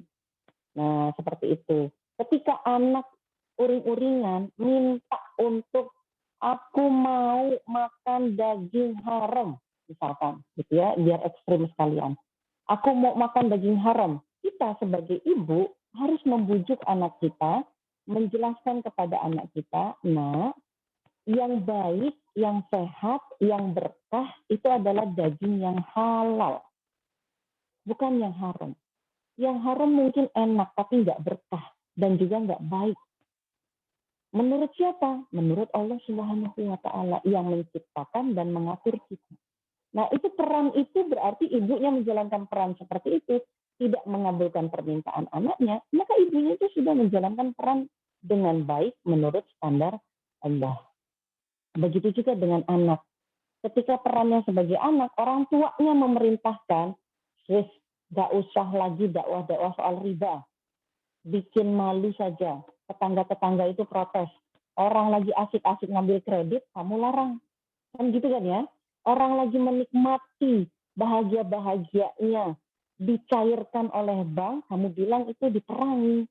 Nah, kan biasanya orang tua kan gitu ya. Biasanya orang tua tuh paling nggak tahan omongan tetangga gitu kan. Terus nasihatin kita. Nah, kemudian kita nasihatin, kita membalas pernyataan orang tua kita itu dengan baik. Bu, Pak, yang memerintahkan seperti ini itu Allah. Kalau nggak dijalankan, kita yang berdosa, kita yang kena ruginya. kita juga nanti yang kena azab dari Allah karena tidak melaksanakan perintah Allah. Saya kan hanya mengajak. Kalau orang nggak mau ikut, ya nggak apa-apa. Saya doain. Kan gitu ya. Nah, jadi kita pun perlu menjelaskan ke orang tua kita bahwa yang kita lakukan ini hanya ajakan, bukan paksaan. Nah, karena kan memang nggak boleh ya maksa ya. Nah, setiap kewajiban yang dibebankan Allah kepada hambanya, pasti kita itu mampu untuk melakukannya. Jadi kalau judulnya itu adalah wajib menurut Allah, pasti mampu. Kenapa? Karena kalau nggak mampu, Allah nggak akan mewajibkan. Kalau nggak mampu, Allah nggak akan mewajibkan. Kalau diwajibkan, meskipun kelihatannya menurut kita berat, pasti kita mampu. Lelah itu biasa, capek itu langganan, sulit itu pasti, tapi semuanya masih bisa dilakukan. Capek nggak jadi istri, sekaligus jadi ibu, sekaligus jadi anak, capek banget. Kalau jadi istri sama jadi ibu, itu aja udah capek, coba rasain. Istri, ibu, anak, nah itu jadi satu. Nah, jadi istri saja udah capek, gitu ya, ngikutin maunya suami, ngurusin suami. Ditambah lagi jadi ibu. Nah, tapi semuanya masih bisa, semuanya bisa dilakukan. Dengan ilmu, nah inilah modalnya. Dengan ilmu kita bisa menjalankan 3 peran dalam keluarga dan peran-peran lainnya nanti. Peran kita di masyarakat, peran kita di negara, peran kita di dalam pendidikan, peran kita di dalam ekonomi, peran kita nanti ada peran-perannya masing-masing. Jadi peran kita di masyarakat itu juga nanti bisa kita lakukan dengan modal ilmu. Untuk menjadi ibu yang baik, dia harus kreatif. Ketika anaknya itu menginginkan sesuatu yang tidak baik, maka dia kreatif membujuk anaknya, menjelaskan ke anaknya bahwa sesuatu yang kamu inginkan itu tidak boleh dilakukan. Bukan hanya berupa pokoknya enggak boleh. Nah, kalau itu berarti ibunya kurang kreatif. Berarti ilmunya masih kurang. Karena kalimatnya cuma pokoknya. Pokoknya kata mama enggak boleh. Nah, itu tidak mencerdaskan anak. Nah, bagaimana kita bisa kreatif? Dengan ilmu. Karena ilmu, irodah, dan amal. Irodah di sini, irodahnya manusia ya. Ilmu, niat, keinginan, kehendak. Maka akan menjadikan amal kita itu benar. Jadi ilmunya ini yang pertama. Kita pengen jadi orang yang soleh, tapi nggak ada ilmunya. Terus kita beramal. Ternyata amal kita bukan soleh, tapi salah. Nah, menurut kita memberi mobil kepada ibu kita itu adalah suatu kebaikan, tapi memberikan mobilnya pakai cara kredit, ngambil dari riba, leasing, nah itu kan berarti jadi amal yang salah. Nah, tahu dari mana amal yang salah? Ilmu. Balik lagi, supaya bisa benar gimana? Ilmu. Nah, balik lagi seperti itu. Maka saya ajak kepada semuanya, ayo kita terus bersemangat belajar dalam majelis ilmu. Kalau hari ini yang hadir, ini udah ada yang terlempar nih. Tadi ada 25 tulisannya, saya pakai 2 perangkat, jadi 24 ya. 24, sekarang tinggal 21. Saya tinggal 21, ini kayaknya ada yang terlempar, ada yang izin, karena harus ada pertemuan lain. Nah, jadi untuk yang masih bertahan, insya Allah ini bertahan lagi di pertemuan kita berikutnya, di mana ada majelis ilmu, di situ kita hadir. Gitu. Alhamdulillahirabbil alamin. Saya kembalikan kepada Mbak Dita. Alhamdulillahirabbil alamin. Jazakillahu khairan katsir Ustazah Titi atas penyampaian materi yang sangat luar biasa ini nggih. Ini saya secara pribadi nih langsung apa nggih? Seperti ditodong. Seperti Masya Allah mengoreksi diri saya sendiri, ternyata masih banyak kekurangan ini ya dalam menjalankan peran-peran sebagai wanita. Nah ini selanjutnya sebenarnya masih ada 2 menit lagi Ustazah, boten 7 menit. Barangkali mau ada tambahan lain mungkin materinya Ustazah? Untuk bertanya aja, biar nanti materinya disampaikan. Langsung bertanya aja nggih. Pertanyaan. Ya, boleh. Nggih. Baik. Ibu-ibu, monggo sekarang saya buka terlebih dahulu untuk pertanyaan raise hand 2 orang. 2 orang dulu. Terus untuk pertanyaan yang disampaikan melalui chat, monggo sudah saya buka mulai dari sekarang. Nah, untuk yang raise hand, monggo siapa mau bertanya ibu-ibu? Yang raise hand dulu yang saya utamakan nggih. Kalau raise hand-nya belum ada, akan saya lanjut ke pertanyaan yang melalui chat. Monggo ibu-ibu, ini banyak sekali sebenarnya yang ingin saya tanyakan Ustazah. Tapi nggak boleh tanya ya MC ya. MC belakangan saja. MC belakangan. Tanya. Aduh, MC belakangan ini melas gitu Ustazah nggih. Nggih, siapa ya ini yang raise hand ini Bu? Raise hand lewat kamera Mbak Ropiah. Oh, Bu Ropiah, monggo. Bu Ropiah, monggo Bu Ropiah. Ya, ini Ustazah, mau saya tanyakan, tadi disampaikan peran seorang wanita sebagai istri. Nah, selain itu, kita diwajibkan untuk semua Muslim, laki-laki atau perempuan diwajibkan untuk yang namanya menuntut ilmu ataupun dakwah. Nah, di situ bagaimana seorang perempuan bila tidak diperbolehkan oleh suaminya untuk menuntut ilmu ataupun berdakwah. Mengingat kewajiban kita sebagai istri tadi, juga kewajiban kita sebagai seorang yang diwajibkan untuk menuntut ilmu dan dakwah. Ya, demikian Ustazah. Mohon maaf sambil perjalanan ini. Nggih, matur nuwun Bu Ropiah. Ustazah Titi sampun terdengar nggih pertanyaannya Bu Ropiah nggih? Ya, terdengar. Oh, terdengar. Nggih. Langsung dipun jawab mawon nggih Ustazah? Ya, boleh.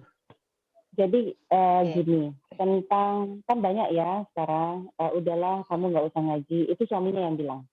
Jadi suaminya yang bilang, ini peran sebagai istri bagaimana? Kan tadi saya jelaskan bahwa standar atau ukuran peran kita itu sukses dijalankan atau standar bahwa peran kita itu sudah baik dijalankan atau belum, itu standarnya adalah kepada pihak yang memerintahkan, bukan kepada pihak yang kita riayah, bukan kita kepada pihak yang kita urusin gitu ya. Suami itu adalah pihak yang kita urusin. Jadi suami itu pihak yang kita urusin, bukan pihak yang memberikan perintah. Yang memberikan perintah itu adalah Allah Subhanahu wa Ta'ala. Dan Allah Subhanahu wa Ta'ala telah mengatur wilayah kewenangan suami. Jadi ada wilayah kewenangan suami kepada istrinya, ada wilayah kewenangan istri terhadap dirinya. Itu terhadap dirinya, dan ada wilayah Allah Subhanahu wa Ta'ala yang diberikan kepada perempuan, yaitu dalam hal ini dia sebagai seorang istri. Wilayah yang Allah berikan kepada suami itu adalah wilayah yang terkait dengan tugasnya seorang istri sebagai ummun warobatul bait. Jadi kalau kewenangan suami itu hanya dalam rumah tangga. Jadi bukan dalam hal selain rumah tangga. Pengajian, majelis ilmu, dakwah itu adalah bukan dalam urusan rumah tangga. Pengajian, menuntut ilmu, menghadiri majelis taklim, dakwah itu adalah dalam ranah yang kewajibannya itu bukan urusan rumah tangga. Jadi bukan urusan rumah tangga, Allah itu mewajibkan secara personal, fardu ain untuk masing-masing individu. Itu nggak bisa diwakilkan, yang namanya fardu ain itu kan nggak bisa diwakilkan ya. Tapi kalau fardu kifayah itu kan bisa diwakilkan oleh yang lain. Nah, menuntut ilmu, kewajiban berdakwah itu kewenangannya Allah memerintahkannya kepada kita secara fardu ain. Sementara kewenangannya suami kepada kita itu hanya dalam urusan rumah tangga. Jadi kalau nggak ada kaitannya dengan rumah tangga, itu bukan kewenangannya suami. Menuntut ilmu, menghadiri majelis taklim, berdakwah bukan ranahnya suami. Nah, ini gampangnya penjelasannya gitu. Jadi kalau ada suami, ketika suami memerintahkan, ini kasus ya, ini satu kasus, Bu, hari ini nggak usah pergi ngaji dulu. Kenapa? Aku baru pulang dari luar kota, aku ingin kamu nemenin aku seharian ini. Nah kalau itu kewenangannya suami. Gitu. Jadi jangan pergi ngaji dulu, bukan kamu nggak boleh ngaji selamanya. Nah itu beda ya. Kalau nggak boleh menghadiri majelis taklim, itu adalah dalam bentuk dia nggak boleh dong menuntut ilmu di luar. Nah gitu. Jadi kalau suami memerintahkan hari ini ngajinya ditunda dulu ya, izin dulu ya, karena aku pengen kamu nemenin aku seharian ini. Aku pengen kamu nemenin aku ke rumah orang tua. Aku pengen kamu nemenin aku di rumah, masakin aku sate misalkan. Gitu. Nah itu kewenangan suami, kita harus izin. Maaf ya Mbak, saya hari ini nggak bisa hadir karena suami minta dilayani. Dilayaninya tuh bukan urusan tempat tidur, tapi dilayani untuk membuat masakan, menemani ke rumah orang tua. Nanti kalau dalam hal seperti itu kita masih bisa tawar lagi. Tawar dalam artian mau ke rumah orang tuanya jam berapa, gitu misalkan. Mau masaknya mau kapan? Nah, mau kapan dimasakinnya? Untuk makan siang, makan pagi, makan sore, gitu kan? Nah, ketika dijawab oleh suami, saya mau ke rumah orang tua itu habis zuhur. Saya ngajinya pagi, boleh nggak saya izin dulu pagi saya ngaji, nanti siang saya temenin kamu ke rumah orang tua. Nah, kalau ke suami itu begitu, masih bisa ditawar. Tapi kalau ke Allah yang memerintahkan kita untuk mempelajari Islam, mendakwahkan Islam, itu kita nggak bisa nawar. Ya Allah, boleh nggak kewajiban ini jadi sunnah aja? Kan nggak bisa ditawar ya, gitu kan? Boleh nggak saya nggak usah ngaji, saya nggak usah dakwah? Malah disebut sama Allah. Kalau kamu meninggalkan aktivitas dakwah, kelak kamu akan berdoa dan aku tidak akan mengabulkan doa kamu. Jadi Allah kasih ancaman di situ. Diancam lagi sama Allah. Kalau kamu tidak melakukan aktivitas dakwah, kalau ada keburukan, aku akan menimpakan suatu keburukan, maksudnya suatu ujian, yaitu berupa bisa jadi hujan lebat, tanah longsor, dan segala macam. Nah, aku akan timpakan itu, dan hal itu tidak hanya menimpa orang-orang yang berbuat maksiat saja, tapi kepada semuanya. Dan di saat seperti itu, kamu berdoa, aku tidak akan kabul. Nah, itu lengkapnya begitu. Jadi Allah malah balas bahwa yang namanya wajib itu ya wajib. Nggak bisa ditawar. Nah, jadi bagaimana kita mengkompromikan dua hal ini? Suami minta ditemani, kemudian panggilan majelis taklim itu ada, panggilan dakwah itu ada. Bagaimana? Ini pentingnya dikomunikasikan kepada suami. Duhai suamiku, melarang mengaji, melarang berdakwah itu bukan ranah kamu. Kamu nggak punya kewenangan untuk melarang, nggak punya otoritas gitu ya. Allah tidak memberikan otoritas kepada suami untuk melarang. Nah, dalil-dalilnya itu jelas bahwa kewajiban menuntut ilmu itu langsung dari Allah, bukan kepada suami. Jadi suami bukan pihak yang diperbolehkan di dalam Islam untuk melarang istrinya mengaji. Tapi kalau suami memerlukan istrinya di rumahnya atau memerlukan istrinya berada di sampingnya, itu kewenangan suami. Dan kita boleh izin untuk tidak melakukan aktivitas dakwah hari itu. Hanya hari itu, ketika suami minta untuk ditemani. Gitu. Jadi bisa paham bedanya ya.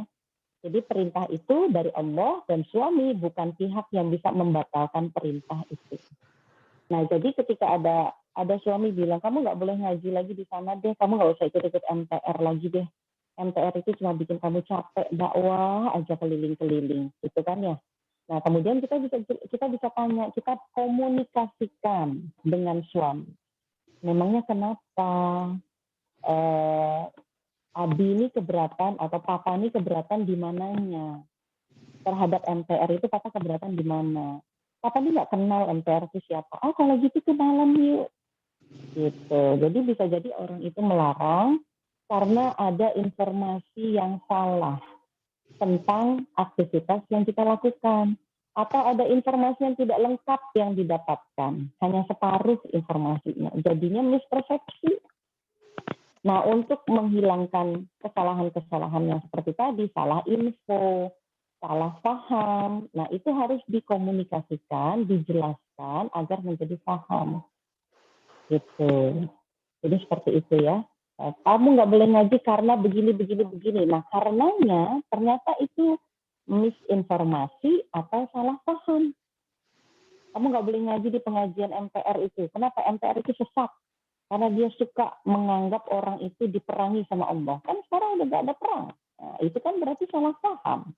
Gitu. Berarti kita harus jelaskan kepada suami, jelaskan tentang MTR, tentang aktivitas dakwahnya yang tidak disukai oleh suami, maka dengan penjelasan yang berulang, nggak cuma sekali gitu ya, karena penjelasan kepada suami itu harus beberapa kali, penjelasan yang beberapa kali kepada suami dikomunikasikan sampai suami tidak lagi salah paham, tidak lagi informasinya salah.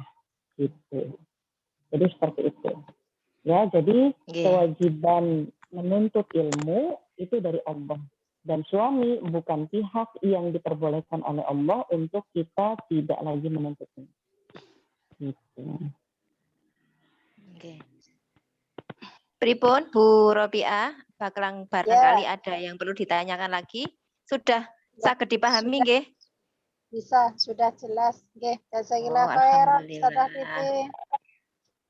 Boleh saya bertanya? Siapa lagi? Nggih. Sekedap ini yang raise hand belum ada lagi di tombol yang raise hand. Ini saya bacakan dulu Ustazah dari yang chat nggih. Saya bacakan dulu sebentar yang chat ini dari Budina Ponorogo. Assalamualaikum Ustazah, bagaimana mengkondisikan hati dan jiwa ketika suami sedang marah? Karena kadang bersikap sabar itu juga perlu waktu dan proses. Kadang tidak bisa langsung seketika sabar. Pengennya ketika suami sedang marah, kita langsung seketika itu bisa sabar. Jazakillah khair. Monggo Ustazah. Budina Ponorogo Ustazah. Allahu Akbar. Masya Allah, ini kayaknya kasus untuk kita semua ya, karena kita pernah mengalami hal itu sama-sama. Banyak ini. Ya, jadi gini, ketika ini udah jadi rumus ya, ketika salah satu dari dua orang itu ada yang marah, maka kita jangan ikut marah juga. Ikut kesel gitu ya. Kenapa? Karena kalau begitu, yang satu marah, yang satu kesel, itu kan nggak akan selesai ya. Itu namanya, kalau yang satu marah, yang satu kesel, itu namanya api ketemu bensin. Makin besar kan ya, makin cocok ya. Nah, jadi kalau yang satu jadi api, kita jadi karung basah. Itu aja. Itu jangan jadi bensin, tapi jadi karung basah. Mengademin diri gitu. Minimal ini jurus jitunya, ketika suami itu marah, minimal itu diam. Diiyain aja dulu. Namanya juga orang lagi marah ya. Orang lagi marah kan mau dikasih tahu nggak bisa karena lagi marah gitu kan. Jadi kalau dia lagi marah, diam aja dulu. Diam, nggak usah direspon. Nah, salah satu yang membuat api itu tidak bergejolak adalah dia tidak menemukan bahan untuk dibakar. Diamnya kita itu adalah kita tidak memberikan bahan untuk dibakar. Kita diam saja. Diam, tapi diamnya jangan pasang muka bete ya gitu. Jadi diam tapi mukanya kusut. Wah, jangan. Ya udah diam aja, pasang muka sambil baca zikir. Oh iya, astagfirullahaladzim. Ini salah saya mungkin ya. Gitu aja dulu. Ini salah saya dulu. Kemudian setelah suami itu agak reda, kita iniin lagi kalimat-kalimat yang diucapkan pada saat suami marah. Inti kemarahannya itu apa sih? Gitu. Karena kadang kalau orang marah itu kan percikan apinya lebih banyak daripada api intinya ya. Jadi marahnya itu sebenarnya tentang hal apa, tapi bunga-bunganya itu banyak, bunga-bunga apinya itu banyak. Nah, jadi kita pikirkan lagi, kalimat-kalimat yang dikeluarkan oleh suami pada saat marah itu apa sebenarnya. Atau kalau kita masih nggak ngeh, kita nggak jelas maksud kalimat suami, kita tanyakan kepada suami, papa marah nih apa sih inti kemarahannya? Jadi papa marahnya itu di mana? Papa marah itu karena mama nggak ada di rumah. Papa marah itu karena mama lupa masak, sediain makanan. Atau karena papa marahnya itu karena mama aktif di MTS. Papa marahnya yang mana? Gitu.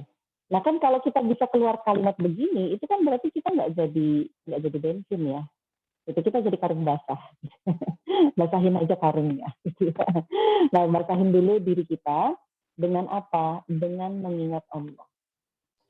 Jadi hanya satu jurus yang bisa membuat kita itu langsung adem les gitu ya ketika marah itu adalah istighfar. Astagfirullahaladzim. Ini yang salah siapa? Saya atau suami saya? Kalau yang salah suami saya, kenapa dia yang marah, gitu kan? Kenapa jadi dia yang meledak, kan yang salah dia, gitu. Oh, mungkin dia nggak tahu kalau dia ternyata salah. Oh, mungkin dia nggak tahu kalau dia marah itu dalam hal yang dia nggak tahu kalau ternyata itu harusnya nggak usah marah, gitu ya. Nah, jadi salah satunya itu adalah zikir. Zikir istighfar. Karena istighfar itu meredam kita untuk tidak menjadi bensin, meredam juga telinga kita untuk tidak bulat-bulat mendengarkan kalimat-kalimat, mungkin ada kalimat yang nggak enak ketika suami dalam keadaan marah. Jadi istighfar, diam sambil dengarkan ucapan suami. Jangan menghindar ketika suami sedang marah. Suami di ruang tamu marah, terus kita pergi ke dapur, jangan. Itu sangat menyinggung. Itu jadi bahan untuk dibakar. Jadi ketika suami marahnya di ruang tamu, kita samperin. Duduk aja, dengerin aja duduk.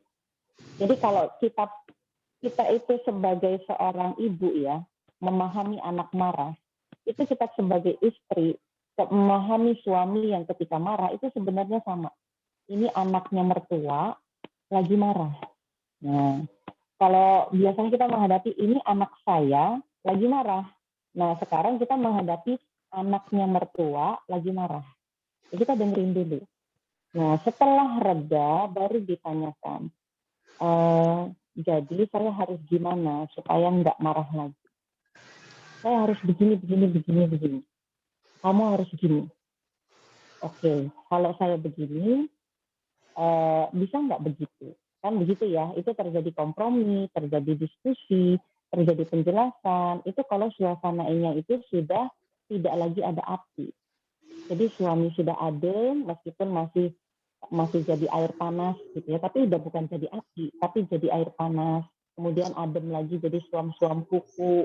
Nah kalau sudah suam-suam kuku itu biasanya bisa diajak ngobrol. Gitu. Jadi diredakan dengan istighfar, kita itu sangat memerlukan pertolongan Allah ketika menghadapi suami yang marah. Karena yang mengontrol ekspresi wajah, itu kan dari emosi kita juga. Yang bisa menundukkan emosi kita itu kan dari Allah. Jadi kita harus tenang dulu. Kalau suami yang lagi marah, berarti peran istri itu jangan jadi bahan bakar api. Gitu. Jadi jangan menyulut kemarahan suami lagi ketika suami sudah marah atau sedang marah. Jadi kita diam. Nah, jadi rumah tangga yang bisa selamat dalam hidup, dalam mengarungi hidup rumah tangga, dia punya masalah, salah satunya itu mengalah. Maka nggak apa-apa kita mengalah itu untuk kebaikan. Jadi mengalah untuk kebaikan. Kebaikannya gimana? Jadi tidak menjadi bensin, karena kalau menjadi bensin, kesalahan apapun yang ingin diungkap oleh orang yang lagi marah, itu nggak akan kelihatan. Nah, jadi diredakan dulu marahnya, kemudian tanyakan baik-baik, salahnya saya apa sampai dimarahin begitu. Saya harus gimana supaya nggak marah lagi. Nah ini terkait juga bahwa hubungan di dalam rumah tangga itu bukan hubungan atasan dengan bawahan. Hubungan rumah tangga dengan suami itu adalah persahabatan. Kita ini ketika menjalankan peran sebagai seorang istri, kita itu sahabatnya suami. Kita itu sahabatnya suami. Bahkan kalau di perumpamaan di dalam Al-Quran itu kalimatnya sangat luar biasa. Kamu itu pakaian bagi istrimu dan istrimu itu adalah pakaian bagimu. Pakaian itu kan menutupi aib, aurat. Nah, jadi ketika kita menjadi pakaiannya suami, kita menutupi aib-aibnya dia, termasuk dalam hal kemarahannya dia. Gitu. Jadi seorang sahabat seperti itu. Nah, maka gimana caranya? Nah, tarik nafas dulu, diam dulu. Kalau salah satu tipsnya itu adalah ada tombol pause, gitu. Ada tombol pause, tombol berhenti sejenak. Jadi ketika ada yang lagi marah, kita berhenti sejenak. Berhenti sejenak, kemudian jangan merespon cepat. Kalau marah itu nggak perlu direspon cepat. Kalau pertanyaan anak itu perlu direspon cepat. Tapi kalau marahnya suami, marahnya orang lain, itu nggak perlu direspon cepat. Kita pencet tombol pause kita. Dengan apa tombol pause itu? Kita istighfar dulu 3 kali. Astagfirullahaladzim. Astagfirullahaladzim. Astagfirullahaladzim. Baru mikir, ini apa ya?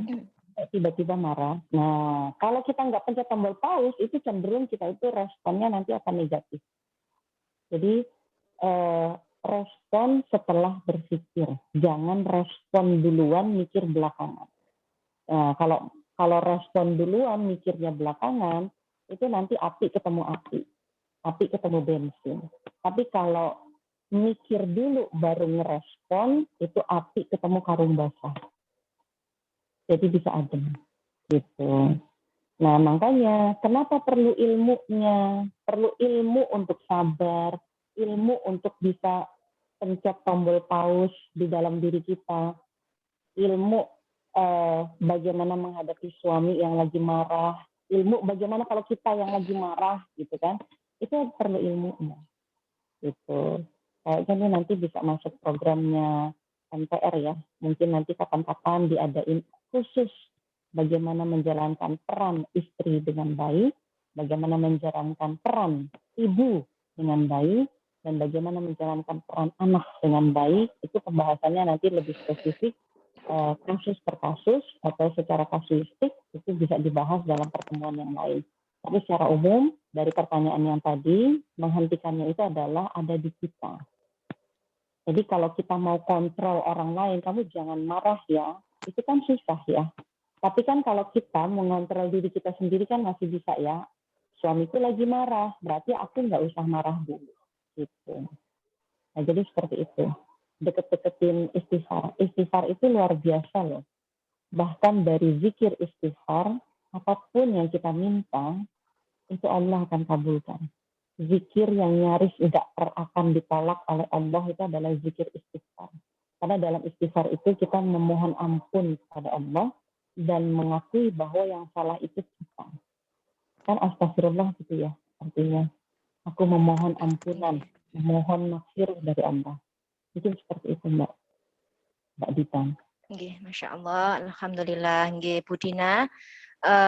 Bu Dina, Bu siapa tadi? Oh nggih betul nggih, Bu Dina Ponorogo. Kalau masih ada tanggapan, nanti boleh ditanggapi di grup nggih. Ini saya masih buka kesempatan terakhir ini Ustazah yang tanya di chat nggih Ustazah. Satu ini terakhir, ngapunten Ustazah untuk menjawabnya bisa singkat, jika ada tambahan nanti bisa di-share di grup ngoten nggih Ustazah nggih, ngapunten nggih. Ya, boleh. Nanti betul-betul tadi yang tentang suami kewenangannya itu tidak melarang istrinya dalam majelis taklim. Nanti detail rincian dalilnya saya sampaikan di grup ya. Oh, alhamdulillah, nggih Ustazah, nggih. Oh, nggih, alhamdulillah, nggih, alhamdulillah, nggih. Nggih. Ini satu lagi Ustazah. Assalamualaikum Ustazah. Ini pertanyaan dari Bu Pita. Ini Kediri nih kayaknya nggih. Bu Pita ini mana? Ponorogo nggih. Bagaimana menyikapi keluarga atau orang tua yang kurang setuju dan meminta kita tidak terlalu sibuk dengan aktivitas kajian dan dakwah riba. Belajar agama itu boleh, tapi jangan terlalu. Katanya seperti itu Ustazah. Monggo Ustazah. Ya, Masya Allah. Semua orang yang berada dalam tahap sangat ingin melaksanakan Islam setelah hijrahnya dan sangat ingin istiqomah, pasti akan menghadapi kondisi yang seperti ini. Kondisi yang dibilang oleh keluarga itu nggak usah ekstrim-ekstrim, biasa-biasa aja. Nah gitu. Tolong jangan jadi muslim yang terlalu biasa-biasa aja. Nah, kalimat itu keluar dari ketidakpahaman akan apa yang kita lakukan. Bisa jadi pada saat kita pertama kali kita ikut aktivitas dakwahnya MTR, itu kita lupa untuk menceritakan kepada keluarga kita, sehingga keluarga kita itu tidak mendapatkan informasi yang sama seperti yang kita dapatkan. Seperti waktu pertama kali kita ikut BDF, atau pertama kali kita ikut TBE, kan yang paham kita ya, keluarga kita kan nggak ikut, jadi keluarga kita itu nggak paham, meskipun bisa jadi malah kita nggak cerita, gitu kan, kita nggak cerita bahwa saya ini mau menghentikan riba, saya ini nggak lagi mau ngambil riba, bisa jadi perkara yang kayak gitu aja kita nggak cerita ke keluarga kita, gitu ya, ke keluarga besar kita, yaitu terutama orang tua kita. Maka tidak heran kemudian orang tua kita itu berasumsi. Jadi berasumsi bahwa apa yang kita lakukan itu tidak benar. Gitu. Kenapa? Karena kan dalam tiap hidup orang, dalam tiap hidup manusia, itu ada skala prioritasnya masing-masing. Orang tua kita bisa jadi skala prioritasnya itu adalah baik di mata orang. Gitu. Baik di mata orang. Nah, itu skala umumnya orang-orang kan begitu. Sementara skala prioritasnya kita setelah menghadiri BDS, setelah menghadiri TBE, setelah menghadiri ULC, skala prioritas kita udah beda. Saya udah nggak peduli lagi omongan orang, yang saya peduliin itu adalah saya ini bisa selamat atau enggak dari teguran Allah. Saya ini udah benar atau belum sesuai dengan syariat Allah. Skala prioritas kita udah beda. Nah, ketika skala prioritas kita berganti, yang tadinya bisa sama dengan orang tua kita, yang penting baik menurut orang-orang. Nah, ketika skala prioritasnya itu diganti menjadi baik menurut Allah, itu kan udah beda banget tuh ya. Baik menurut orang lain, baik menurut Allah, itu beda. Nah, disinilah kita perlu sering-sering memperbanyak lagi komunikasi kita dengan orang tua. Jadi ketika sudah sampai teguran itu sebenarnya alarm itu sedang berbunyi. Alarm apa? Alarm tolong jelaskan ke saya. Tolong jelaskan ke saya aktivitas kamu ini apa? Kok kamu sibuk di situ? Nah gitu. Jadi alarm tolong jelasin saya. Itu adalah bentuknya seperti ini. Protes. Bentuknya minta dihentikan. Itu persis seperti yang dilakukan oleh pamannya Rasulullah, Abu Thalib ya, pamannya Rasulullah Abu Thalib kan ya, kalau Abu Muthalib kan Abdul Muthalib itu kakeknya, pamannya itu kan Abu Thalib. Abu Thalib itu memanggil Rasulullah, kemudian bilang sama Rasulullah, wahai Rasulullah, ini kaumku, kata pamannya, kaumku ini datang kepadaku, semuanya protes kepadaku tentang apa yang kamu lakukan. Pamannya itu sampai ngomong keluar kalimat begini, menurut orang Jawa, versinya orang Jawa, kalimat ini sangat pedas. Orang Betawi juga sih, sama juga itu. Jadi kalimatnya itu keluar gini, tolong jangan menyusahkanku terhadap keluargaku, terhadap kaumku. Mereka menginginkan engkau menghentikan dakwah tentang Islam. Kemudian pamannya itu nyerocos gitu ya, bahasa saya. Pamannya itu nyerocos tentang si ini protes begini, si ini protes begitu, si ini begini, kamu begitu. Nah kemudian Nabi Muhammad pada saat pamannya berbicara protes begitu, dia diam. Jadi Nabi Muhammad itu diam, mendengarkan, kemudian ditanya sama pamannya, lantas kamu ini bagaimana? Nah, ketika ditanya begitu, baru ini adalah kesempatan saya menjawab. Nah, ketika kesempatan menjawab, Nabi Muhammad itu menjawab dengan jawaban yang kemudian diabadikan. Diabadikan luar biasa. Wahai pamanku, sekiranya mereka. Jadi Rasulullah itu fokus. Rasulullah itu fokus menyimak apa yang dikatakan oleh pamannya, yaitu pamannya menginginkan, pamannya menyampaikan, bukan menginginkan, pamannya menyampaikan keberatan dari kaumnya yang mana Nabi Muhammad itu berdakwah tentang Islam. Berdakwah tentang Islam. Yang mengajak menyembah Allah, bukan Lata dan Uzza, bukan menyembah patung, tapi menyembah Allah Subhanahu wa Ta'ala. Jadi Nabi Muhammad fokus menyimaknya itu, maka jawaban Rasulullah pun fokus. Rasulullah tidak sama sekali menyinggung kedudukan pamannya sebagai seorang pemimpin di Bani Quraisy. Rasulullah juga tidak merendahkan pamannya. Rasulullah juga tidak menyalahkan pamannya. Maka kalimatnya Rasulullah itu begini. Ya wahai pamanku, sekiranya mereka bisa menghadirkan matahari di tangan kananku dan bulan di tangan kiriku agar aku bisa menghentikan dakwah ini demi Allah. Aku tidak akan pernah menghentikan dakwah meskipun mereka menaruh matahari di tangan kananku dan meletakkan bulan di tangan kiriku. Dakwahku tidak akan aku hentikan. Jadi nggak ada kalimat paman ini kok gimana? Nggak begitu. Nggak bilang paman nggak tahu sih, ini perintah Allah lagi, nggak bilang begitu juga. Jadi tidak merendahkan pamannya, tidak menodai kehormatan pamannya, bahkan sama sekali tidak menyinggung pamannya. Makanya kalimatnya itu tadi, jika mereka yang protes tadi kepada paman bisa meletakkan matahari dan bulan, aku akan tetap berdakwah. Kemudian pamannya akhirnya melunak mengatakan, wahai keponakanku ya Muhammad, kalau itu sudah menjadi ketetapanmu, maka aku akan berdiri di belakangmu untuk membelamu dari kaumku.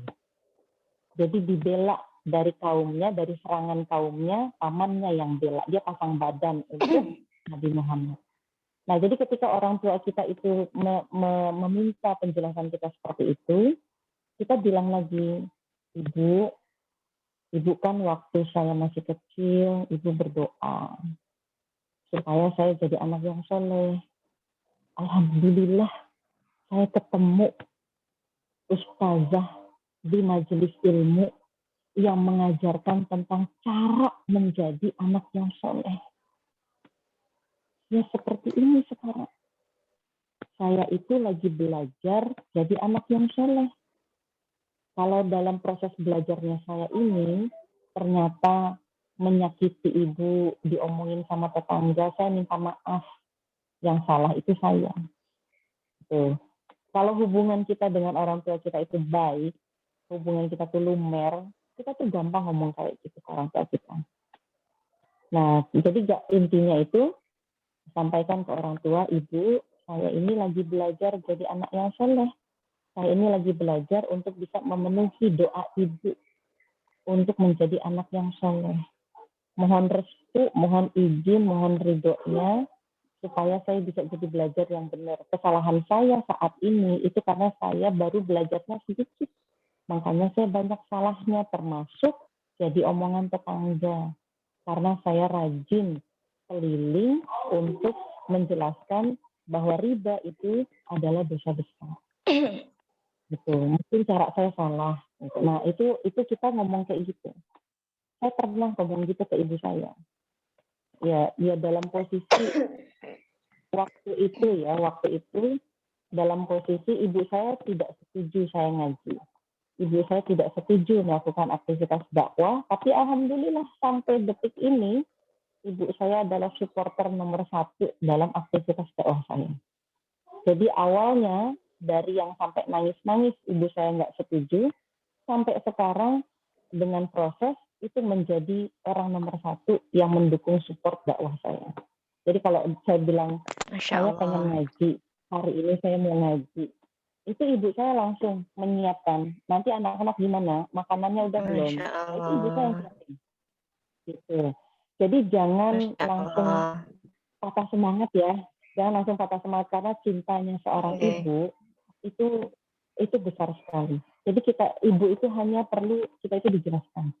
Kita itu perlu menjelaskan aja ke ibu kita. Cuman itu. Gitu. Jadi jelasin aja ke orang tua, ini perintah Allah, ini caranya menjadi orang yang soleh. Saya baru belajar segini. Saya belum tahu lagi cara menyampaikan dakwah yang baik. Cara berdakwah yang baik itu saya belum tahu. Makanya saya bisa jadi cara dakwah saya salah. Sehingga masyarakat itu nggak suka. Nah gitu. Jadi seperti itu. Jangan mundur, tapi jelaskan. Oh, nggih. Itu Mbak Insya Allah, nggih Ustazah. Bu Pita, bagaimana? Sudah nggak ada tanggapan aja, nggih? Sudah jelas, nggih, Bu Pita, nggih. Kalau mau ditanggapi boleh, tapi nanti di grup ya, Bu Pita. Bu Pita, nggih. Terima kasih Ustazah. Sudah lewat jam. Nggih, Pati. Iya, sama-sama. Terima Nggih, kasih. Ustazah Titi, terima kasih, sangat terima kasih, Masya Allah penjelasannya sangat luar biasa, jelas, gamblang, nggih, sampai diparingi contoh yang real, memang itu kebanyakan yang dihadapi, nggih, Ibu-ibu, nggih, sepakat, nggih, sepakat apa setuju nih? Sepakat, setuju. Sepakat dan setuju. Nggih, terima kasih. Dari pembahasan yang tadi disampaikan Ustazah Titi mungkin sudah saya garis bawahi, mungkin sedikit saja nggih Ustazah. Ini ada kata-kata yang nanti boleh di-share nggih Ustazah di grup. Saya kelewatan. Lelah itu biasa, capek itu langganan, terus apa lagi ya? Tidak screenshot.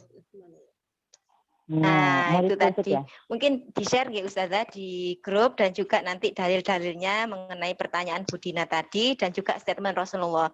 Jadi semoga dengan kegiatan kita di Majelis Ilmu kali ini di ULC Ahwat bisa menambah pengetahuan kita semua nggih sebagai seorang wanita, perempuan, ibu, khususnya istri juga dan juga sebagai anak.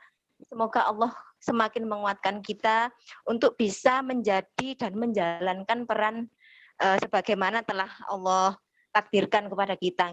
Amin. Semoga apa yang diberikan penjelasannya oleh Ustazah Titi bisa kita resapi, bisa kita pahami, dan juga kita bisa praktekkan bersama-sama. Ngoten nggih Ibu-ibu nggih?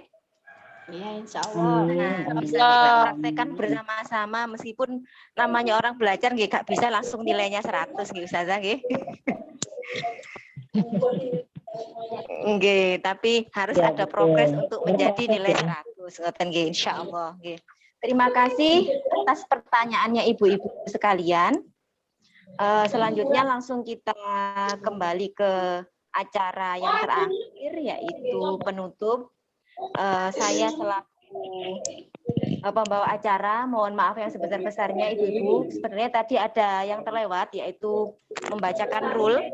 Saya lupa tidak memberikan kesempatan untuk memunculkan rule-nya. Mohon maaf yang sebesar-besarnya. Kami masih butuh masukan dari jenengan-jenengan semuanya, baik dari Ustazah Titi, dari ibu-ibu yang lainnya, nggih.